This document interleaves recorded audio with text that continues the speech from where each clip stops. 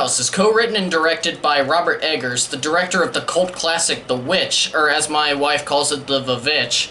I don't know how clever or unique that is, but you know what? That's her thing, and I think it's cute and funny. But anyway, this film stars Robert Pattinson, bleh.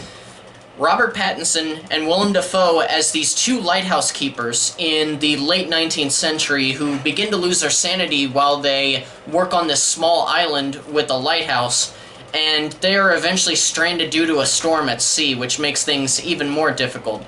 This was a film that I was extremely excited about, just because of the presentation, and also the early reviews and trailers made it come across as a potentially Lovecraftian sort of tale, and I love weird supernatural shit like that in tales and movies and stuff. And I haven't seen too many Lovecraft adaptations, or even ones that are specifically inspired by maybe the old ones, which a lot of it seemed like it was.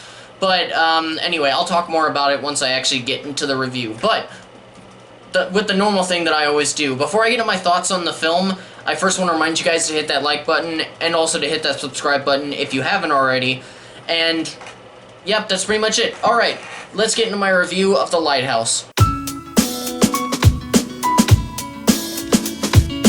Robert Pattinson gives a career best performance compared to everything else that I've seen from him so far, in this role where he is almost always in a state of pent-up anger and simmering rage. He starts off as a more subdued person, preferring to talk less compared to Willem Dafoe's character, who is the more abrasive, talkative sort. He eventually becomes more talkative as the weeks go on, and the two characters' relationships blossoms into this strange, antagonistic friendship, which can come to blows one second and then lead to them kissing each other the next second because they are really fucking insane.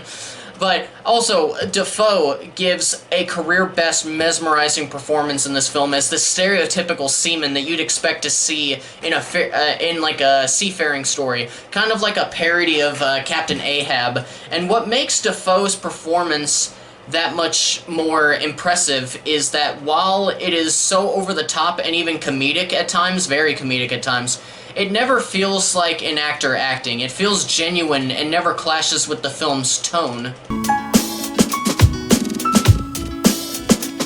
And speaking of tone, while this is labeled as more of an independent horror film, more specifically psychological horror, this film is equal parts comedy as well. Comedy horror is a genre unto itself, but there are very few films that actually do the melding of these two tones well. There are some that are pretty good, but the ones that tend to be more at the forefront of people's minds are usually more parody comedy than anything.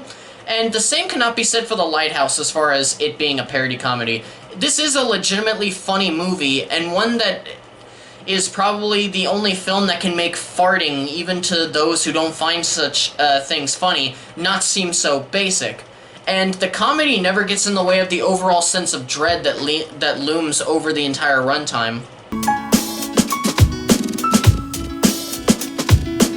Though the film is primarily dialogue, one is never really checking their watch to see how much longer it is until it's over, the dialogue being very strange sounding in context, but steeped in reality thanks to the screenwriters studying works of Herman Melville and others from around the state of Maine in order to understand how to write the seafaring dialogue of the time.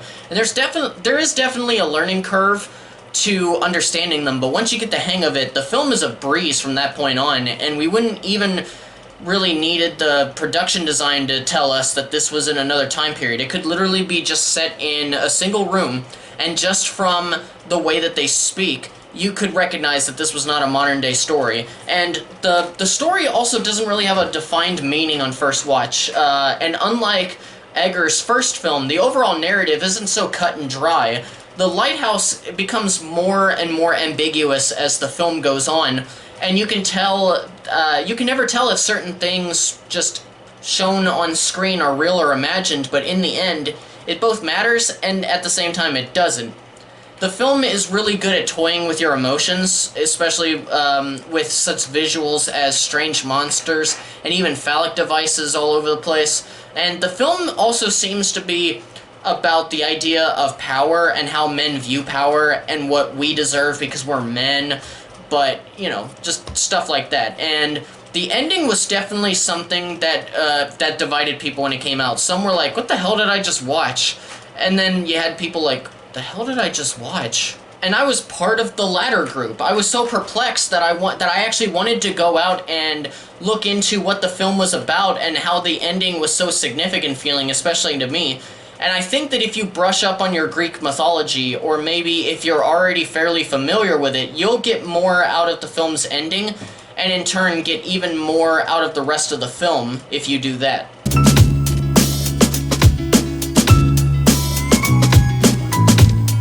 The film is shot in black and white like we're doing right now, and also is in a 1.19 by 1 aspect ratio, which I think if I've been playing around with my editing software enough, it should be in 1.9 right now. If it's not, then that just means I failed, and I'm sorry. But anyway, all of this adds an old-timey atmospheric feel that the film is trying to go for, and this drawer keeps trying to open. It's mesmerizing from start to finish with the overall presentation and the composition of the shots. The Lighthouse is almost the pure definition of an art film, but never feels pretentious. Again, it has fart jokes. There's no way that you can be pretentious when you have fart jokes in your movie.